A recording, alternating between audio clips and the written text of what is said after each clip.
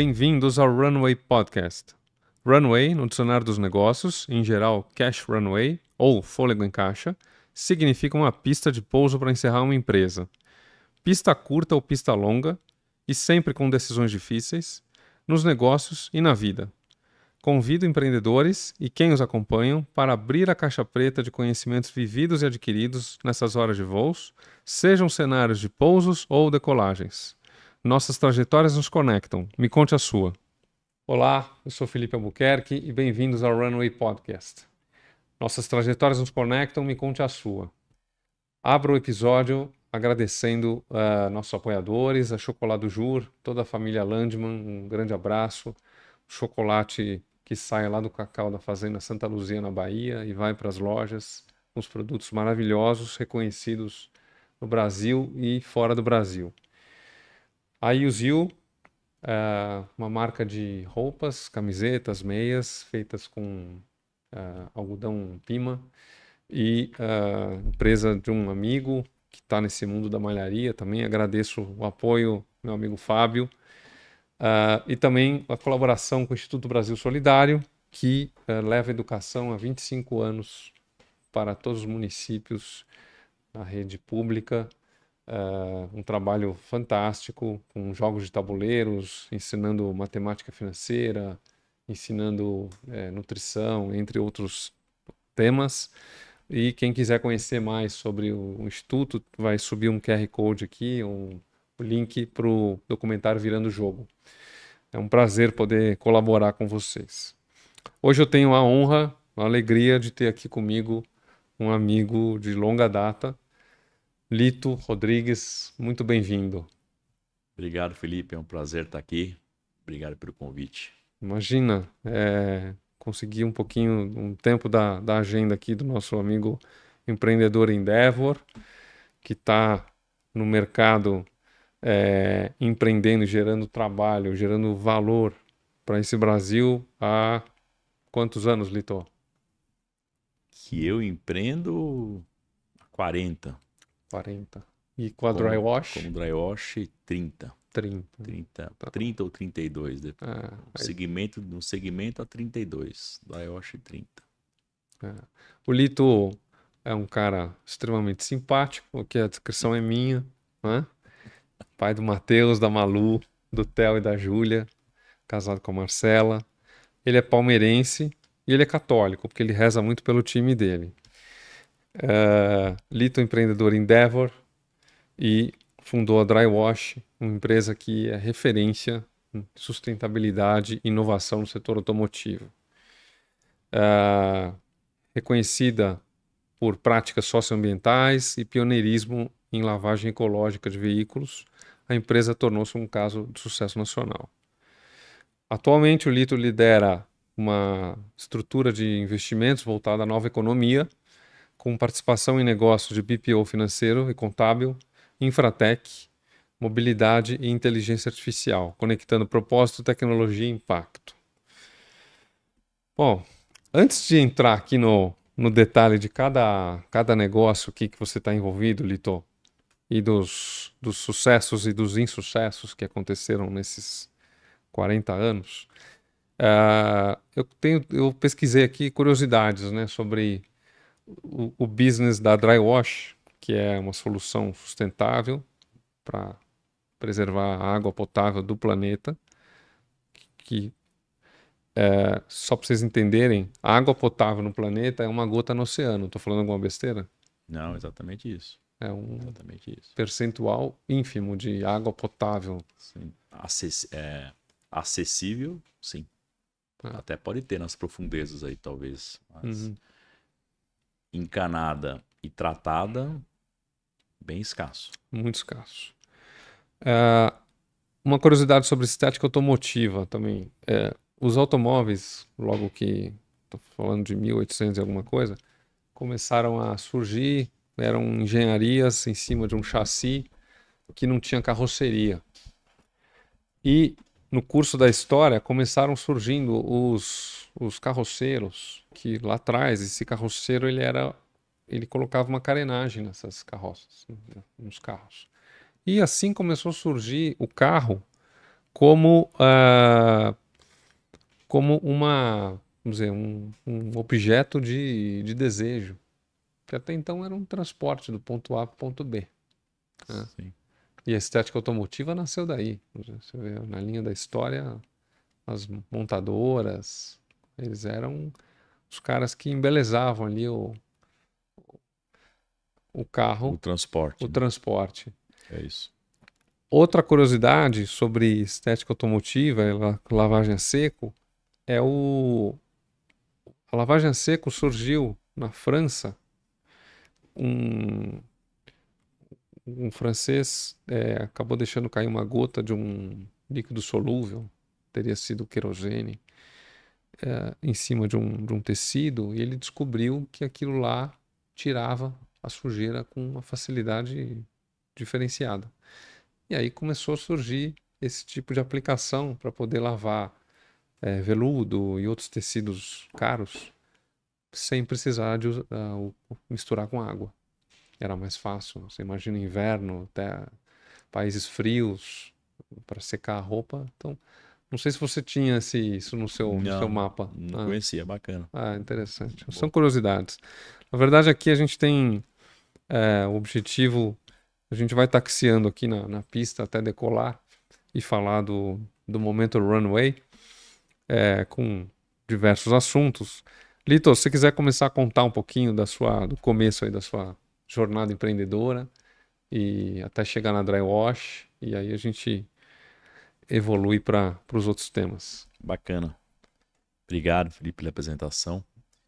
Eu comecei a empreender com 17 anos, quando eu comecei a sentir vontade de ganhar meu próprio dinheiro, né? Para poder não dar satisfação pro meu pai da mesada que ele me dava. Então, a necessidade de empreender foi nesse sentido, né? E aí, fiz o primeiro negócio, foi bacana, pouco tempo, vendi esse negócio, ganhei uma graninha.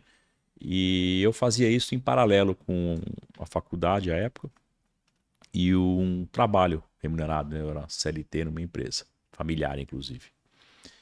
E aí fui demitido dessa empresa depois de uns anos e acabei montando um outro negócio em sociedade.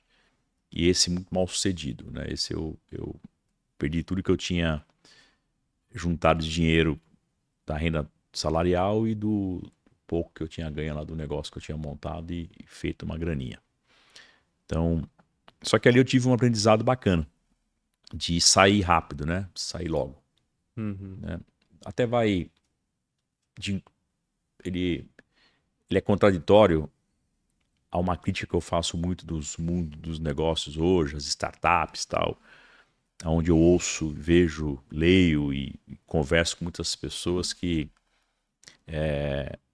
dizem que o negócio não deu certo porque já estão no negócio há 3 anos e ainda não ficaram ricos, sabe? Eu acho isso muito louco, né? Como se 3 anos fosse muito tempo, principalmente para empreender, né? E como se ficar rico fosse o objetivo ou talvez o resultado final de empreender. E aí entra a história de Dry Wash. Eu tive certeza que eu queria ter um negócio próprio, não queria voltar para o mercado de trabalho. Já tinha passado por algumas experiências na área contábil, financeira. Então eu decidi que eu ia empreender, mas eu não tinha nem dinheiro e não tinha também experiência em nada, né? Eu tinha me formado em publicidade, mas eu nunca tinha trabalhado na área. E um dos negócios que eu notei que tinha uma barreira de entrada pequena à época, acho que até hoje, né? E que precisava de pouco capital e nenhuma experiência era lavar carro. E naquele momento, esse foi o indicador de pouco capital, indicador de barreira de entrada pequena, ele não era mais importante do que o indicador mais importante do meu ponto de vista, que era fazer um negócio grande. Por mais que fosse uma barreira pequena, por mais que fosse um capital e uma especialização pequena, eu enxergava que existia espaço para você criar uma rede grande, que fosse uma referência, né? Porque eu era usuário de Lava Rápido e percebia que era um negócio completamente desestruturado, não tinha profissionalização nenhuma, não tinha uma marca, não tinha uma referência, né? E eu me inspirava muito numa rede à época, que eu também utilizava como cliente, que era a De Pascoal, que eu gostava muito. Era padronizado. Uhum. Eu achava incrível como De Pascoal, para quem não conhece, é uma rede de serviços undercar, né? Pneu, suspensão, freio, né? Tudo aquilo Sim. que é uma rede maravilhosa até hoje. E, e eu gostava muito como cliente, achava muito bacana assim a forma como eu era atendido pelo pela pessoa que estava no balcão, e eu perguntava para ele: "Você é dono?" "Não, o cara era um gerente, mas ele se portava como dono, sabe?" Então, eu acho que o primeiro momento que eu percebi aquela história do funcionário com atitude de dono, né? Uhum. Achava bacana aquilo. E aí entrei no segmento e o mais importante de tudo, que eu acho que é importante dizer aqui para a tua audiência, é que o objetivo não era preservar a água. Eu Ah. queria lavar carro onde o carro estava. Eu tinha montado um lava-rápido Uhum. e esperava o cliente chegar até a minha loja. Só que eu percebia que tinha muito mais carros estacionados nas garagens do que estavam na rua ali, circulando e com tempo de entrar. Então eu queria unir a conveniência de lavar o carro onde ele estava, nas garagens. No primeiro momento eu só imaginava edifício onde as pessoas moravam, edifício residencial, talvez uma coisa ou outra comercial. Não pensava em shopping center, por exemplo, que a gente está hoje em alguns, né? Não pensava nesses estacionamentos tão grandes assim. Então, esse foi a motivação. Então, acho que é importante pontuar aqui a questão da motivação. Uhum. Se você não tiver uma motivação importante, se você não tiver um sonho grande, dificilmente você vai conseguir superar os percalços, que são vários, né, na vida de todo mundo, né? Sim. Tanto empreendendo como trabalhando em qualquer profissão. Uhum. Então, essa foi a razão. Porém, eu tive muita sorte, porque eu comecei em 94 e 2 anos antes tinha ocorrido a Rio 92, né? Que era toda voltada à sustentabilidade, coisa assim, né? Uhum. Então, naquele momento começava a se falar muito nesse assunto de meio ambiente, né? De preservação da água, que, como você bem colocou aí no início, no meu entendimento, a água é um bem finito, né? Por uma triste coincidência, nós estamos em 2025 vivendo, eu posso chamar já de um Uhum. drama, a falta de água na cidade de São Paulo, né? Então, ouvi hoje de manhã, li ou ouvi no noticiário que a represa que abastece uma, né, das represas, a principal que abastece a cidade de São Paulo, essa megalópole, vem diminuindo o índice de água estocada absurdamente. Sim. Caiu, acho que de 28% para 22% em 2 semanas. Nossa. Então, esse mesmo drama nós vivemos em 2015, exatamente há 10 anos atrás. E passado 10 anos, a gente voltou a viver o mesmo drama da falta de água. Mas seria oportunismo da minha parte dizer que eu pensei em lavar carro a seco porque eu achava que eu ia Uhum. ajudar a preservar o planeta. Certamente, se todo mundo fizer um pouquinho, mas todo mundo, Sim. aí a gente vai de fato ajudar o planeta. E o planeta precisa dessa ajuda. Mas não vai ser só lavando o carro que a gente vai ganhar essa guerra aí. Agora, Uhum. desperdiçar incríveis 300 litros de água para lavar um carro, não vejo o mesmo sentido. Ah. E você, vamos dizer, junto com a ideia da dry wash, você já tinha a concepção de fazer franquia, de crescer isso através de franquia, ou foi uma descoberta no percurso? Você foi Descoberta no no percurso. percurso. Descoberta no percurso. Hum. Tanto que assim que o produto foi inventado, assim que ele começou a funcionar e como o resultado é visível a olho nu, eu olhava para aquilo e falava, nossa, esse negócio aqui é incrível, Uhum. né? Funciona muito bem. Eu gostava de lavar carro quando eu era adolescente, então eu entendia de lavar carro.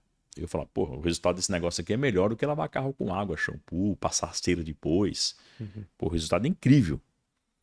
E eu falei, pô, tô com uma mina de ouro na mão.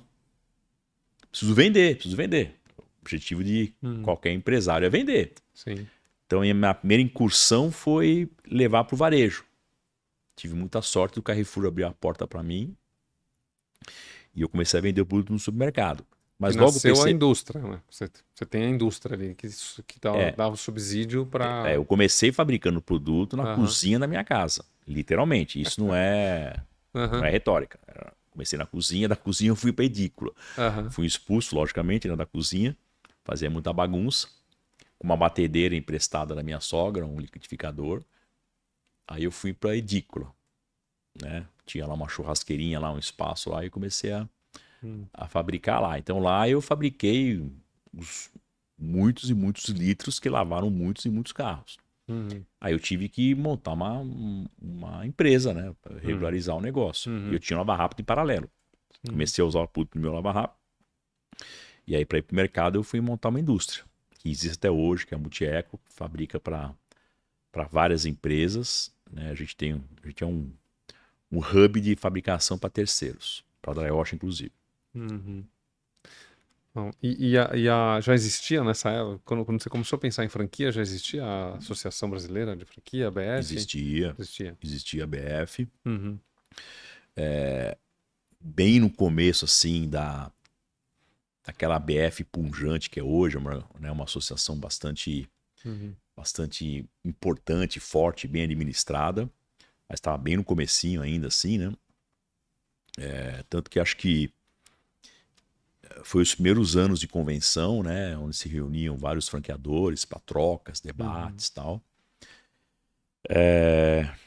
Era um momento que franquia estava começando a ser mais divulgada, difundida. E eu pensei em franquia como uma forma de aceleração do crescimento. Uhum. Mais ou menos como as startups pensam hoje nos fundos de venture capital, né? Uhum. E, e aí foi muito bom. Tivemos competência e sorte de encontrar muito franqueado bom Uhum. e que nos ajudou nessa jornada aí. E aí a gente entra um pouco no tema que você, nas nossas muitas conversas, né? Afinal, eu conheci o Lito, acho que em 2016 ou 17. Daqui a pouco completam 10 anos que a gente tem muitos cafés, almoçamos junto, enfim, muita conversa. Você me contou sobre a dificuldade em um certo momento, que eu acho que qualquer empresa que parte para o modelo de franquear o negócio vive parecido. Alguns franqueados prosperam e muitos não prosperam. E eu acho que daí que nasceu todo vamos dizer, os bastidores de tecnologia, das soluções que você desenvolveu ao longo desses anos e que eu acho bacana você compartilhar aqui toda essa vivência com a dificuldade de ter um franqueado organizado financeiramente, do ponto de vista de impostos, se você puder explanar. Então, Felipe, Ah,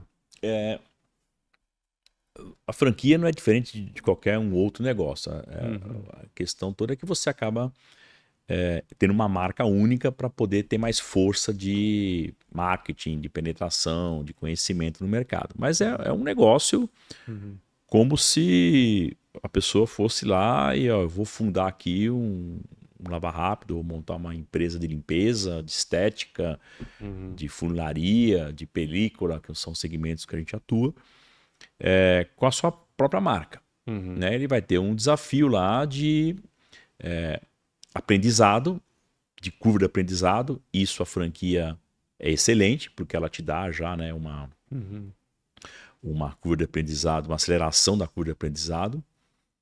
Porém,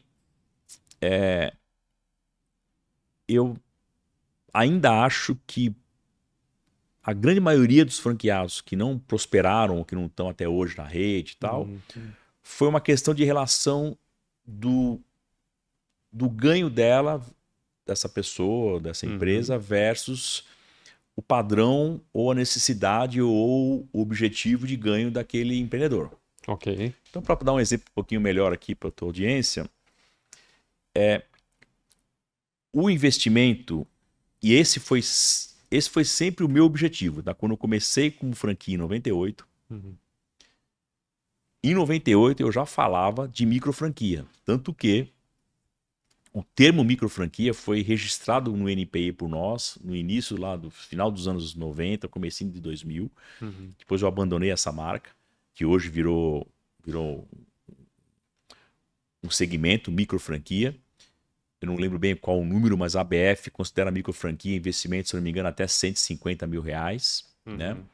Então, o que eu mais queria como franquia era democratizar o acesso do pequeno empreendedor a ter seu próprio negócio. Ok. Tá? Então, se falava de franquia, as grandes referências, que até hoje são Sim. McDonald's, Boticário, a época Cacau Show ainda estava começando, né? Hoje é uma referência. Aí na época o Boticário já era uma empresa bastante pujante lá em 94, 98, 99.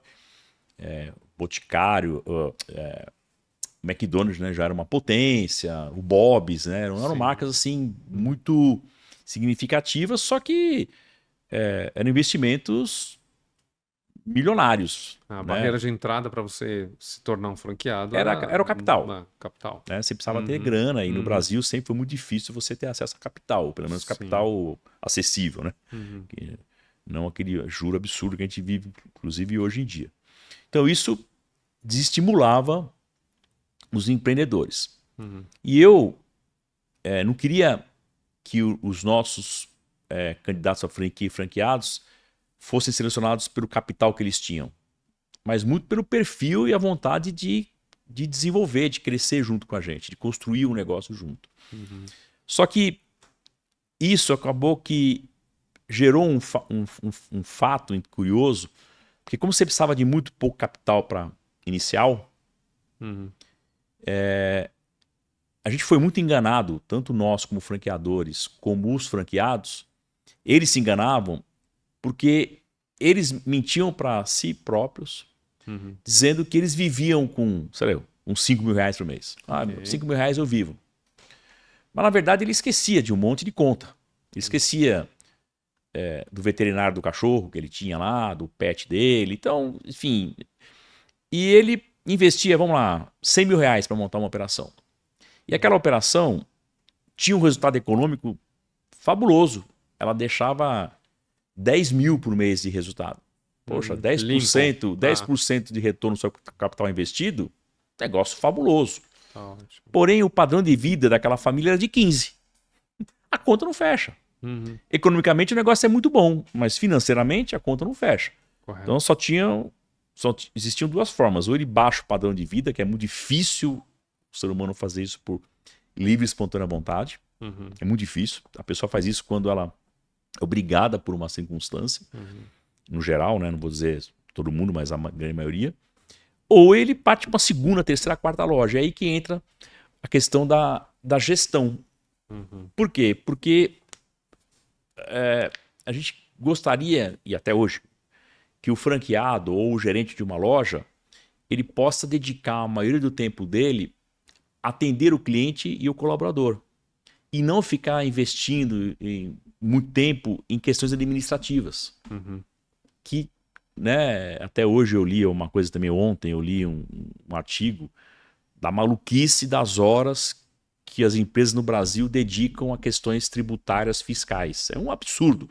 É um negócio assim insano. Né? Então, o meu franqueado, o meu gestor de loja, ele não poderia ficar metade do dia dele cuidando de questões administrativas. Foi daí que surgiu, então, o nosso primeiro centro de serviço compartilhado, que virou um BPO. Né? Então, foi o nosso primeiro investimento. Né? Que depois a gente fez o spin-off, que é a Via, e virou uma empresa que atua hoje para franqueados nossos e também para uma série de outras empresas do mercado, fazendo a terceirização de serviços não core, Certo. né? Que é a questão do financeiro e do contábil.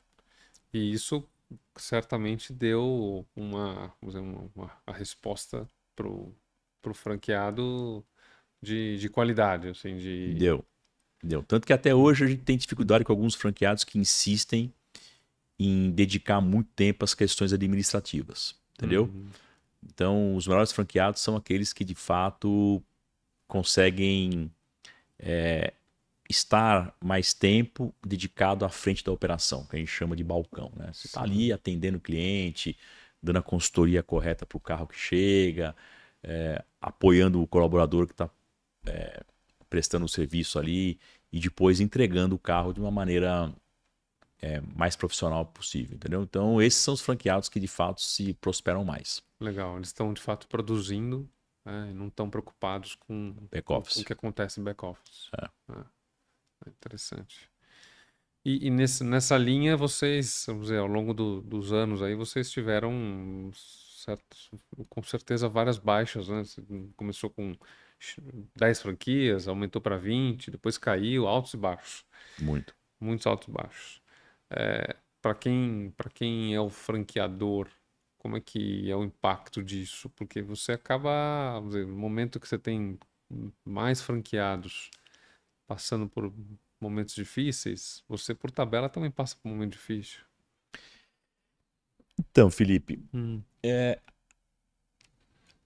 talvez um dos grandes acertos que a gente teve estratégico e depois operacional foi que a gente nunca montou o modelo pensando em viver da receita de taxa de franquia. Ok. Entendeu? No nosso segmento, não sei dizer de outros segmentos, mas nos segmentos de estética automotiva, Uhum. existem muitas empresas, muitas que eu acompanhei nascendo Uhum. e terminando, onde o foco era vender franquia. O nosso sempre foi de perpetuidade. Ok. Então, o nosso objetivo sempre foi manter a rede, né? Graças a Deus a gente cresce ano a ano, anos cresce mais, anos cresce menos. Em vários momentos a gente parou, reduziu o crescimento. Acho que é importante isso também. Não consigo imaginar nenhum negócio que você possa crescer aceleradamente ano após ano, ano após ano. Acho que isso não é saudável, entendeu? Uhum. Tem momentos que acho que você precisa se voltar para dentro, né? Então, a gente passou por todos esses ciclos. São 30 anos, então em 30 anos a gente já passou por vários altos e baixos, mas sempre planejado, né? Lógico que fatores externos, uma crise ou outra, ela pode comprometer, mas assim, a gente nunca se baseou muito nisso. O mercado está ótimo, taxa Selic está 2%, vamos crescer que nem maluco. Não. Nós vamos crescer de acordo com o nosso planejamento. Se naquele período, por coincidência, o objetivo é crescer, nós vamos crescer. Mas também se a taxa Selic está 15% como está hoje, e a gente entende que é o momento da gente acelerar o crescimento, nós vamos acelerar o crescimento. Tá? Então, isso aí não dá para se basear por questões de fator de macroeconomia ou ficar olhando o que está acontecendo com o mercado. O mercado de franquia está crescendo hoje, vamos crescer também porque está todo mundo crescendo. Ou ir na onda da paleta mexicana. Não, a gente nunca entrou nessas ondas, entendeu? Porque o nosso objetivo sempre foi de perpetuidade. E isso dá mais resiliência. Sem dúvida. Tanto é que no momento da pandemia, que foi um momento que a gente conversou bastante, vocês, com todas as dificuldades que surgiram, vocês superaram, né? Mas Certamente foi um momento. Mas custou caro. Custou Custou caro. e custa. A pandemia para nós, ela foi, assim, do ponto de vista de negócio, né? Ela foi bastante dolorosa. Ela Ela machucou muito. De longe foi o momento da sua trajetória como dry wash mais difícil. Disparado. Disparado. A gente paga a conta até hoje. É mesmo. Porque vocês encerraram operações. Encerraram, não, pausaram, né? Sim, sim. Operações em shopping center. Muito, muito difícil. Foi um momento muito, muito difícil. O pior foi a segunda parada, de 2021. Porque teve a primeira parada de março de 2020. E essa tava todo mundo no mesmo barco, porque ninguém sabia o que ia Mas acontecer. essa em particular, para o nosso negócio, a gente teve o advento do álcool em gel da nossa fábrica. Né? E eu não me arrependo nem um pouco, zero, mas nós cumprimos a risca, fabricamos, trabalhamos 24/7 praticamente, a fábrica trabalhava 20 horas por dia, parava 4 para fazer manutenção, mas a gente nunca vendeu álcool em mercado paralelo, por sobrepreço, a gente sempre respeitou aquilo tinha se definido, se não me engano, acho que era R$15 o frasco, ou uma coisa assim, entendeu? Mas tinha a proposta de vender frasco por 50, não atende aqui, atende ali. Sim. A gente ainda na época doou muito álcool gel para atender aí lugares onde estavam com dificuldade, né? Hospitais de campanha e tal. Então, não me arrependo disso não, mas a gente não se aproveitou disso, mas no primeiro momento o álcool gel ajudou na conta. No segundo não teve álcool gel e não teve... Nós, né, não tivemos o nosso segmento e a nossa empresa, eu não consegui me beneficiar dos apoios de governo, de bancos, ou enfim, não sei se por competência ou enfim, o segmento que não teve um PERSE do nosso segmento, como teve, por exemplo, para o segmento de entretenimento, de bares e restaurantes. Sim. Então a gente foi bastante penalizado, foi difícil. Assim, no ponto de vista econômico financeiro, foi o pior da minha trajetória profissional. E aí, não sei, a gente viu um movimento retomando, né? Um movimento, uma demanda represada. Não, no nosso Vocês caso. sentiram Não, isso? não. Não teve. Em paralelo a tudo isso, eu sei que vocês, né, no grupo, com a Vertical da Via, vocês também abriram um outro negócio que é a Sistematize. Sistematize. Se você puder contar um pouquinho o que faz a Sistematize, acho Então, interessante. a Sistematize também, a Sistematize nasceu o Jefferson, ele era o nosso CTO na Drywash, e nós criamos, um pouco antes da pandemia ali, em 2018, 2019, a gente criou o primeiro plano de assinatura de lavagem de carro conhecido no mundo, Brasil, no mundo todo, a gente não encontrou nada parecido. E o mais incrível, né? Foi o primeiro plano de assinatura, pelo menos aqui no Brasil, de serviço. Tinha já de vinho, de outras coisas. Tirando os streamings, né? Mas assim, de serviço a gente não conhecia. E a gente se deparou com uma dificuldade muito grande na adquirência, na recorrência, para poder fazer a cobrança via os cartões e fazer a divisão dos pagamentos na origem desses pagamentos. Ou seja, eu precisava que o cliente, quando pagasse, caísse no cartão de crédito dele a mensalidade, o valor fosse dividido e já fosse pago para franqueadora a parte dela, o franqueado a parte dela. É o split, né? Que você separa, que é o tal do split de pagamento. Quanto cada um recebe no split de pagamento. E aí o Jefferson então falou que o único jeito era nós virarmos um subadquirente. Na hora eu achei uma loucura, né? Nunca tinha entrado nesse meio e aí encaramos, enfim, o Jefferson resolveu sair e nós então entramos de sócio com ele na Sistematize. Ele tinha fundado a Sistematize meses antes e a gente resolveu então entrar porque estava dentro de uma tese que eu particularmente gosto de investir, que é a tese do compartilhamento de recursos para Ok. pequenas e médias empresas. Uhum. Tá? Então, tudo aquilo que compartilha recurso, por exemplo, a nossa indústria química. Ela começou fabricando um único produto, que era o Lavaja Seco. Depois a gente foi trazendo novos produtos, ceras, enfim. Hoje são centenas de produtos diferentes, todos eles voltados a domínios sanitários, que é limpeza, né? E hoje é uma fábrica que compartilha os recursos dela, tanto de pessoas como de equipamento e de tecnologia, Uhum. para várias outras empresas que têm volume de produção menor. Então ela virou um hub de produção e de tecnologia. A Via, que é a BPO financeira e contábil, é a mesma tese Uhum. de compartilhar recursos na área financeira e contábil. E a Stellantis, a mesma coisa. Ou seja, quem não tem estrutura de tecnologia ou que precisa de uma adquirência personalizada, a Stellantis começou a desenvolver, assim como ela fez para a Trioche, Uhum.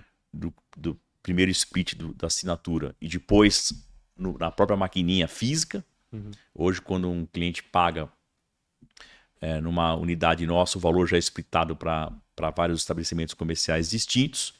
Isso permitiu que nós conseguíssemos colocar em funcionamento o nosso grande sonho, o maior sonho que nós tínhamos na Dryosh, o Uhum. objetivo que a gente percorreu esse tempo todo, era que uma pessoa sem dinheiro pudesse empreender. Uhum. Sem dinheiro nenhum. Então nós temos hoje casos de empreendedores franqueados da Dryosh que não tinham dinheiro para a entrevista da franquia. Ele não tinha dinheiro para a condução. Uhum. E hoje é franqueado nosso. E hoje, graças a Deus, ganha seu dinheiro, entendeu?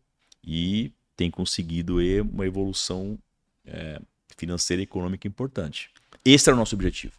Que é um projeto social, né? No final do dia, você está falando de É, é, ah, toda empresa ah, é um projeto social. aham, Qualquer empresa. ah, Qualquer empresa, se ela pagou 1 centavo de imposto, ela contribuir. já tá contribuindo socialmente. Se Uhum. ela contratou uma pessoa, ela está contribuindo socialmente. Então, para mim, o maior projeto social que um país pode ter é o maior número de empresas possível. Sim. Esse, para mim, é o maior projeto que um país deveria ter. Uhum. Gerar a renda. E me conta, Lito, você entrou para a Endeavor na linha do tempo. Quando que você entrou? Você tem uma história bacana, super reconhecida. Como que essa rede Endeavor, nessa trajetória, ela te apoiou? Que tipo de Ó, situações você viveu que você, putz, a Endeavor me apoiou aqui? Felipe, são tantas. Você Uhum. não saberia. Acho que se eu fosse citar um ou dois aqui, eu seria injusto. Uhum. Ah, mas só Endeavor é para. incrível. Sim, Endeavor Uhum. foi um divisor de águas da minha vida e de muitos e muitos empreendedores que eu tenho relacionamento. Virou uma família mesmo, assim, uma família que comunga dos mesmos valores e que consegue sentar na mesa e conversar dos mesmos assuntos, Uhum. né? Então, eu procurei a Endeavor em 2002, eu procurei, inclusive à época eu fui o primeiro empreendedor que bati na porta da Endeavor. A Endeavor até então ela buscava os empreendedores por meio de matérias que saíam em revistas, né? Uhum. Ainda o digital era muito, muito pequeno à época. E eu li uma entrevista num jornal e me interessei porque eu tinha me afundado no trabalho. Então eu montei o meu Lava Rápido em 94. Uhum. E de 94 a 2000, eu passei 18 horas por dia durante 7 dias por semana trabalhando. Só fiz isso. Uhum. Então, eu me afundei no trabalho e negligenciei o conhecimento, o estudo sobre negócios, melhores práticas, governança. Eu só trabalhei. Uhum.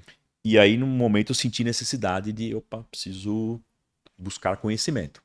Correto. Né? Por isso que eu dou muito valor para te parabenizando aqui mais uma vez, né, por você levar conteúdo para tua audiência, essa troca, tal, porque isso aqui né, eu gosto muito de ouvir podcast, eu gosto muito de ouvir outras pessoas de vários segmentos distintos, porque você aprende, né, muita coisa. Esse é o objetivo, né? Um dia me Compartilhar. perguntaram, você vai numa palestra, você vai num evento, você fica lá ouvindo uma pessoa, ou você vai dar uma palestra, ou você vai falar um podcast. Uhum. Se eu ficar 1 hora contigo aqui e eu tocar uma única pessoa num único ponto, já Tá valendo. valeu muito. Ah. Eu já ganhei o dia, quem sabe a semana, quiçá o mês, entendeu? Então, eu não tô aqui querendo ensinar ninguém, não tô aqui achando que eu vou conseguir agregar muito valor para toda a tua audiência. Mas certamente, para uma única pessoa, talvez, ou um único ponto, já tá valendo. Então, né, eu acho que isso fez com que eu buscasse a Endeavor e ela me ajudou em muitos, e me ajuda até hoje em muitos e muitos aspectos. Várias questões distintas. Né? E, dentro do possível, eu tento retribuir de uma maneira ou de outra, né? Fazendo isso. Né? Participando de eventos, né? De estar aqui conversando contigo, com a tua audiência. Essa troca de conhecimento e informação. Eu busquei a Endeavor para conhecimento e ela me trouxe network, me trouxe o sonhar grande e fazer isso de maneira que você não tem atalho, você tem que de fato conquistar as coisas e ter um aprendizado que eu tive importantíssimo. Porque, por um lado, é muito bom você ficar ouvindo e conhecendo histórias de terceiros. É muito legal, né? Sim. Seja de um Ayrton Senna, como um líder, né, nacional, mundial, né?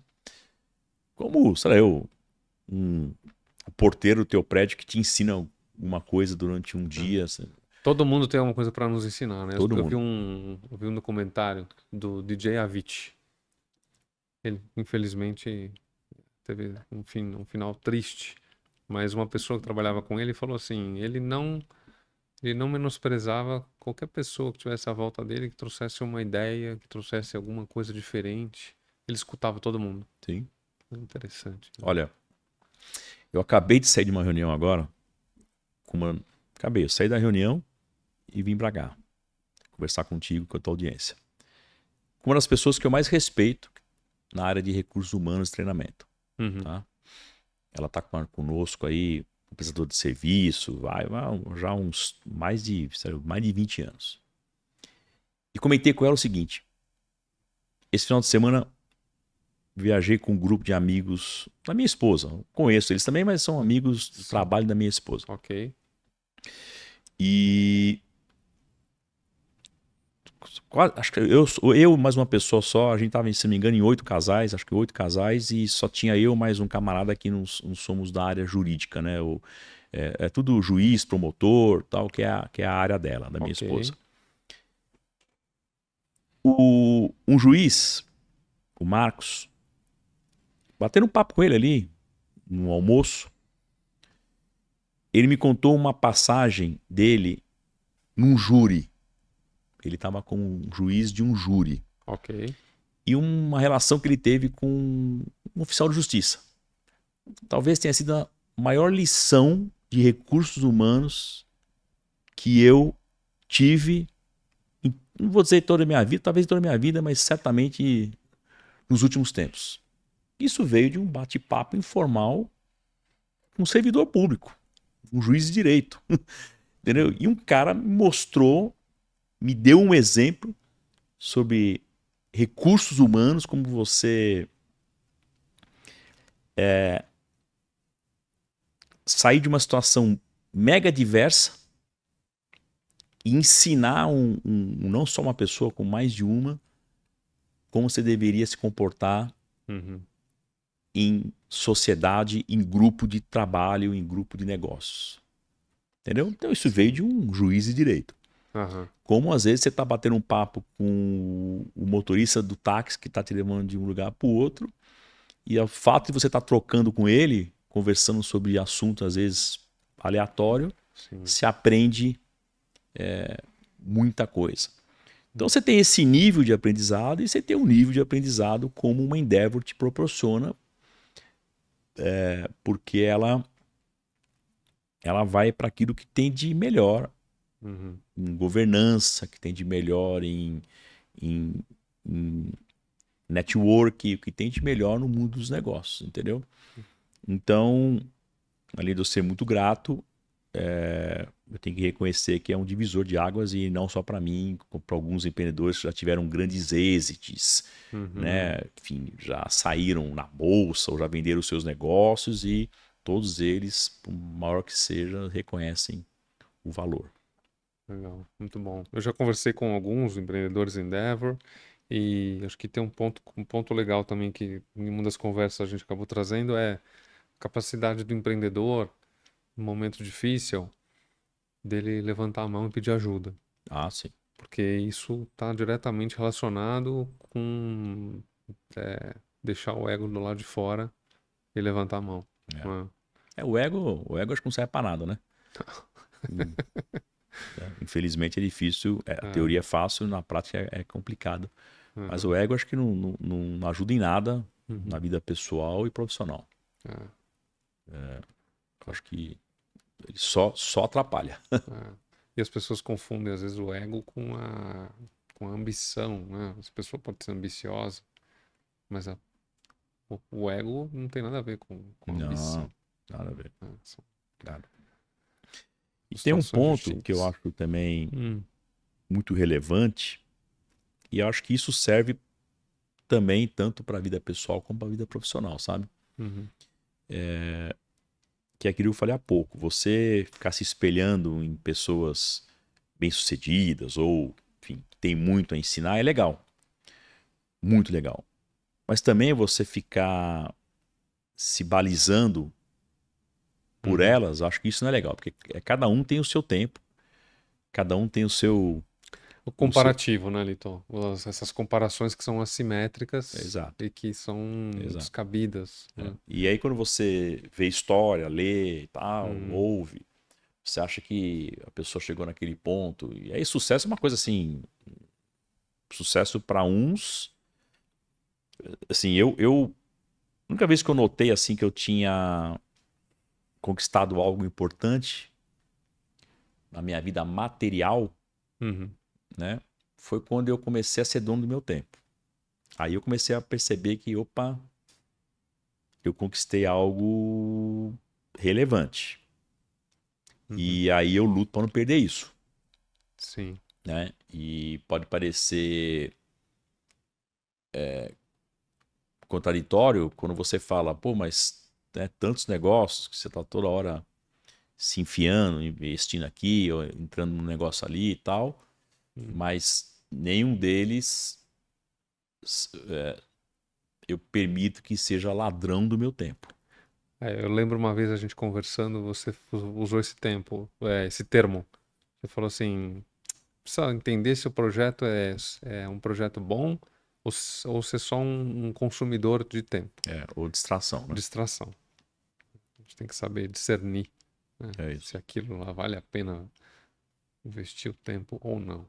É isso aí. Né? Porque o tempo também é escasso. Assim como Muitos a água, casos, muitos casos. todos temos o mesmo relógio, corre igual para todo mundo no dia.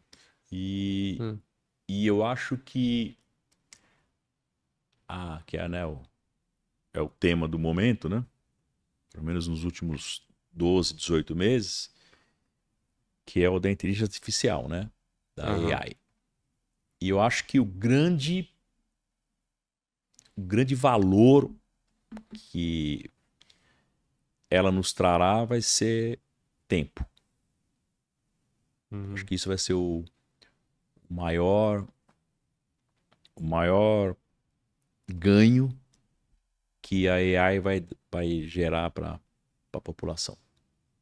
E aí junto vem o desafio.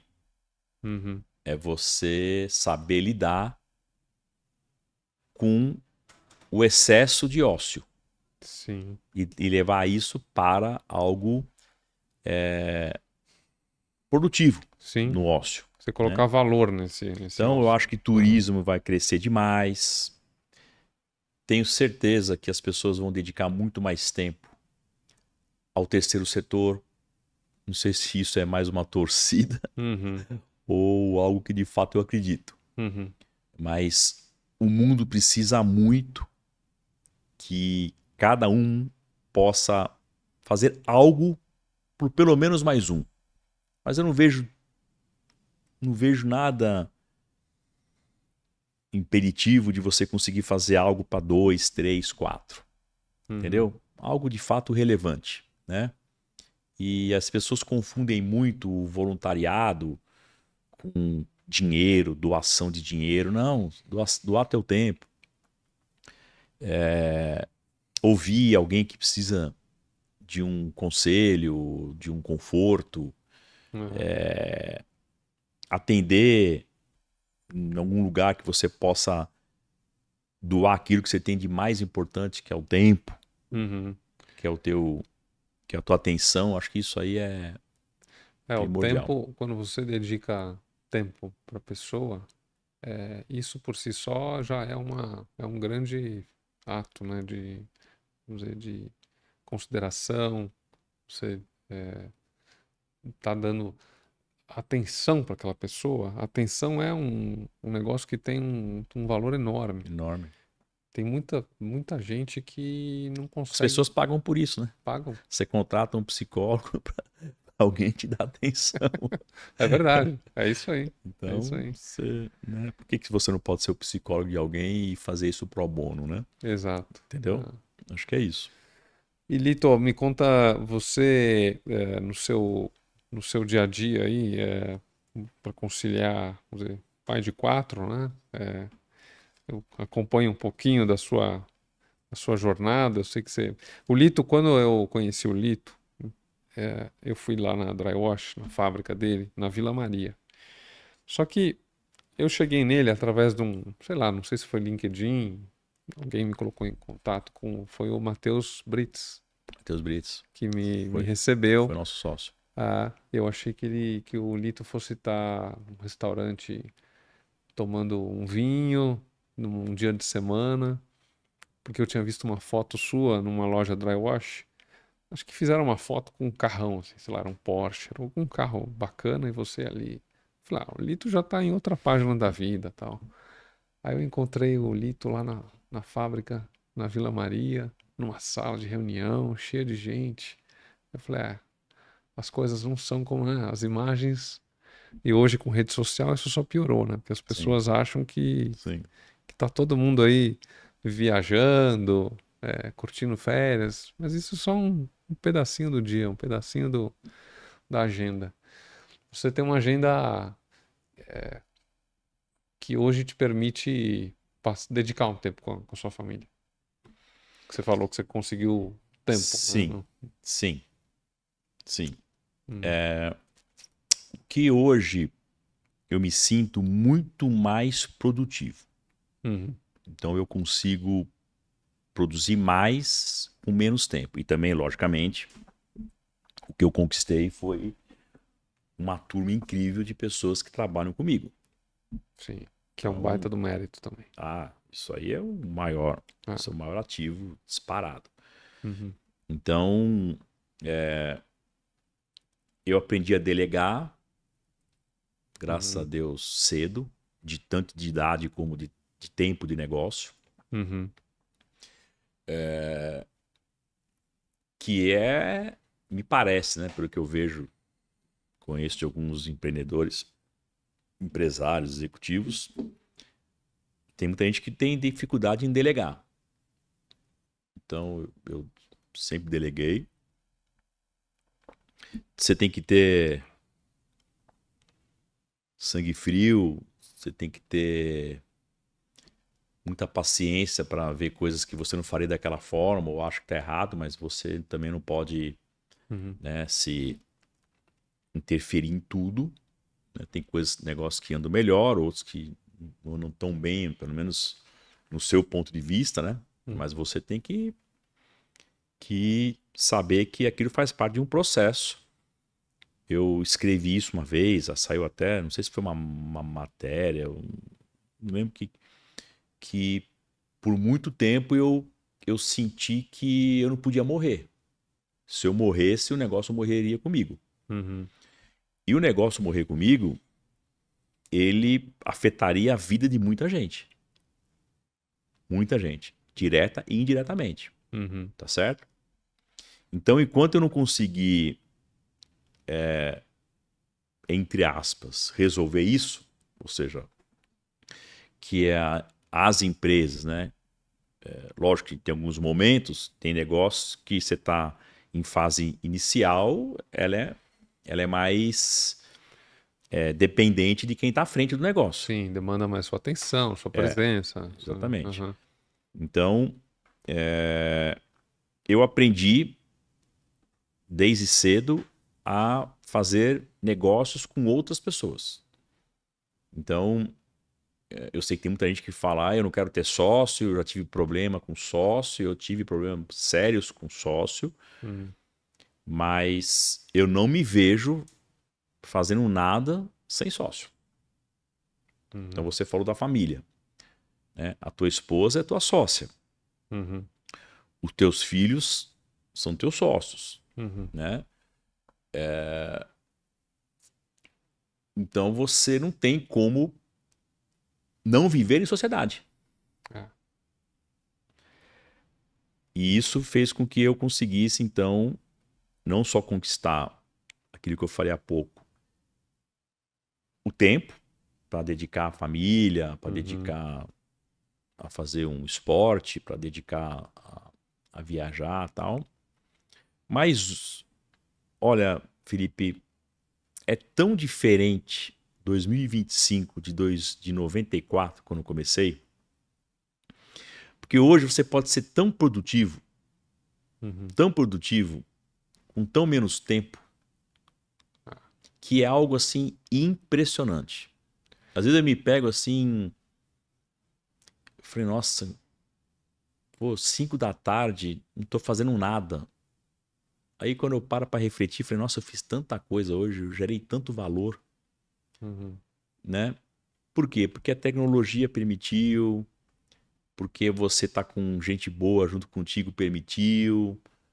Agora é a IA mais ainda, Uhum. entendeu? Uhum.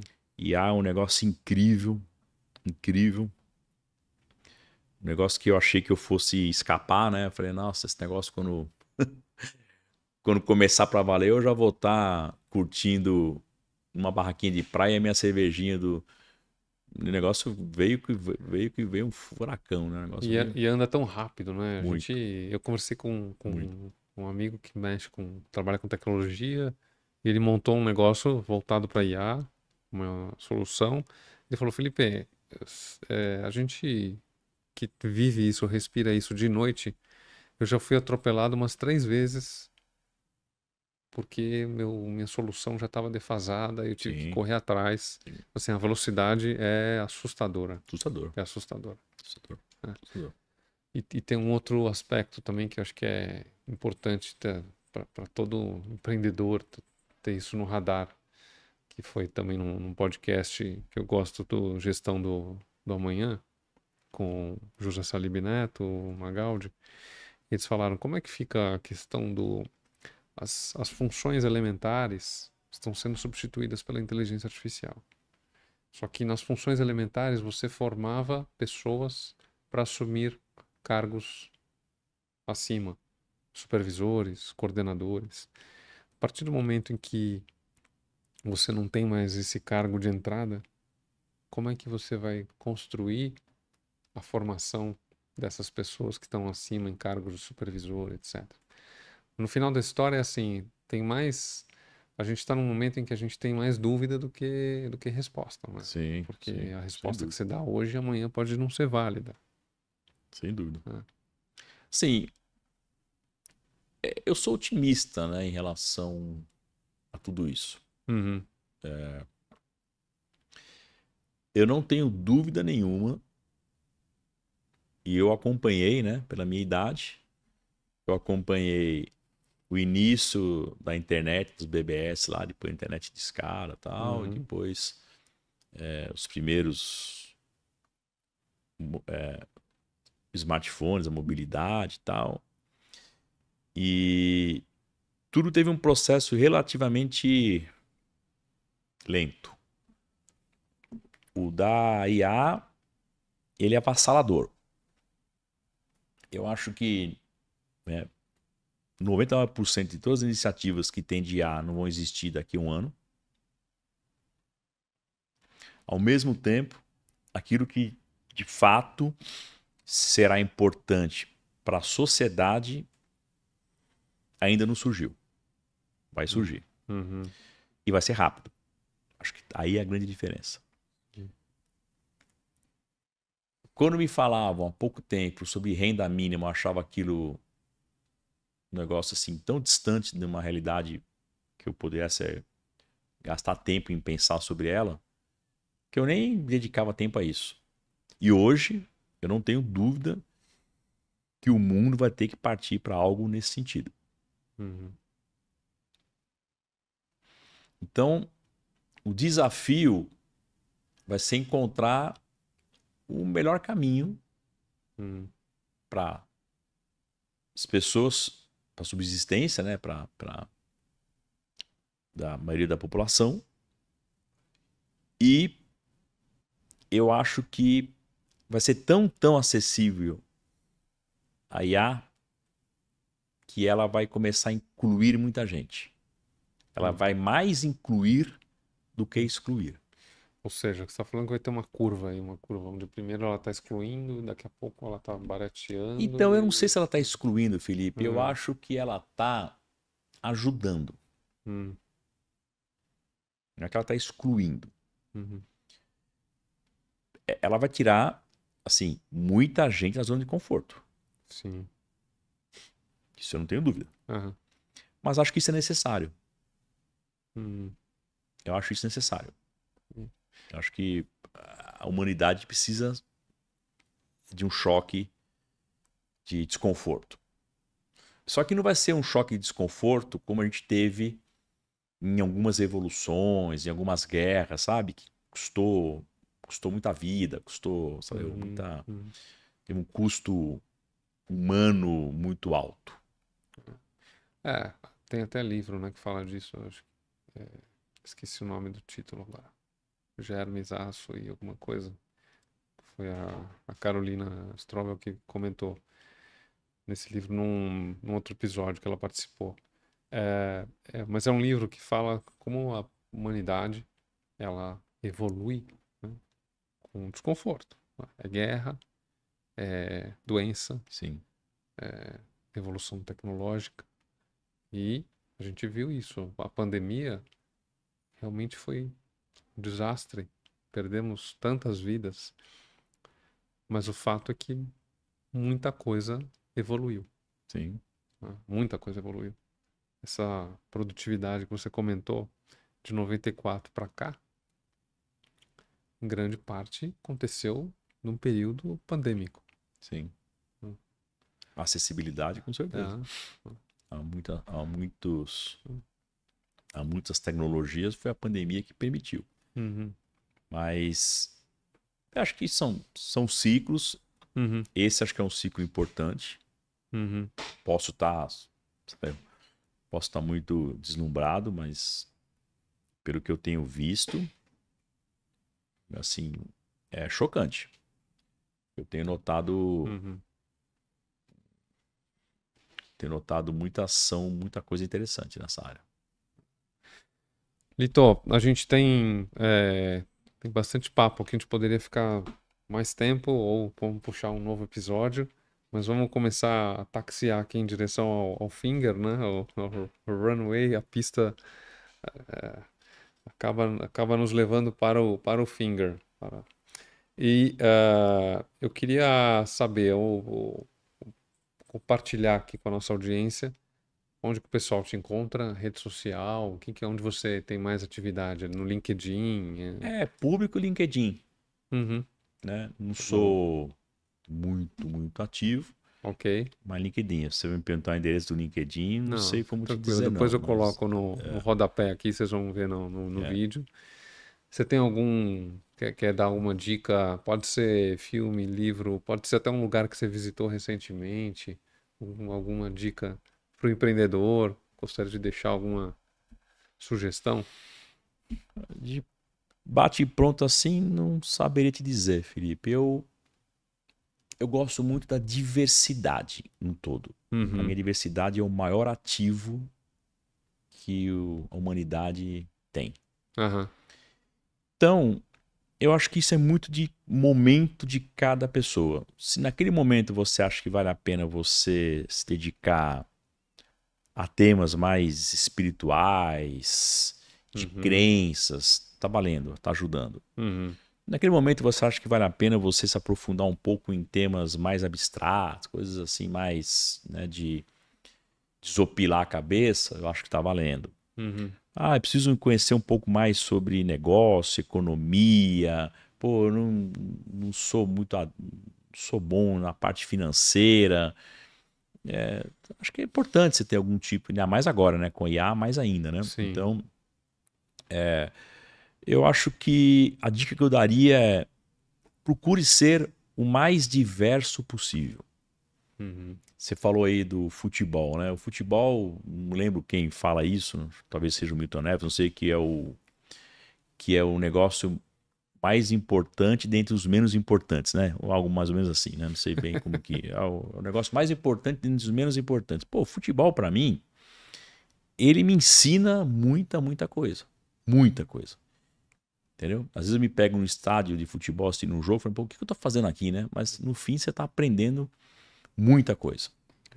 Com quem tá do teu lado ali, que você não conhece, xingando, abraçando, o que tá acontecendo lá de tática, de. Enfim, então, desde isso, né? Que pode parecer. E não deixa de ser também, né?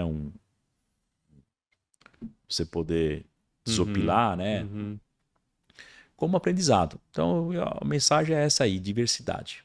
Uhum. Sabe? Frequentar um centro espírita, ir numa palestra evangélica, entrar numa igreja. Acho que, sabe, assim, Sim. né?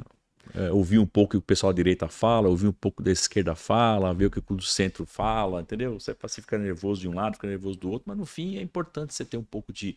Sabe, esse negócio de ficar só ouvindo um lado, Uhum. eu acho que não é legal. A capacidade da gente escutar o- as partes e você, antes de você fazer um pré-julgamento, você entender É isso, realmente é isso. qual que é a figura, né? Qual Sabe? que é a big picture, né, Gastar um Uhum. tempo ali numa rede social, sabe? Ficar lá Uhum. vendo besteira, desde Uhum. que isso não te influencie, né? Sim. Então, Hum. desde que você não acredite que tudo aquilo que você está lendo, vendo, seja a realidade. Eu Tem que ter senso crítico, Felipe, senso senso crítico. crítico, é.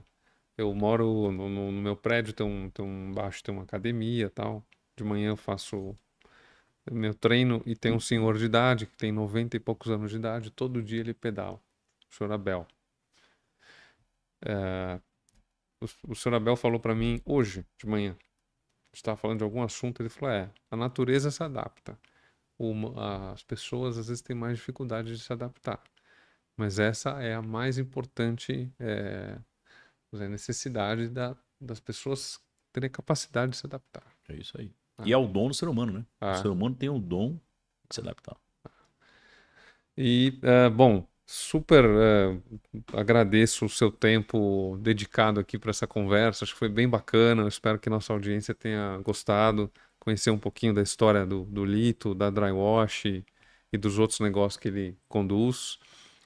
Aproveito para deixar um abraço grande para pessoas do time Drywash que eu conheci pessoalmente. Então, os Rogérios, um grande prazer conhecer vocês e estão sempre no meu radar. Se eu tô aqui agora, é porque eles É isso estão aí, lá firme e eles estão forte, lá. cuidando da lojinha. O Gamês também, o Daniel Gamês, Gamês, tá que está lá. com vocês. Então, todo o time, Ítalo, Roseli, toda a turma, um abraço para todos vocês. E quem gostou, curte, compartilha, marca o sininho lá, comenta, coloca aí o nosso canal de podcast nos seus favoritos. E é um prazer estar aqui com todos vocês. Nossas trajetórias nos conectam. Um abraço.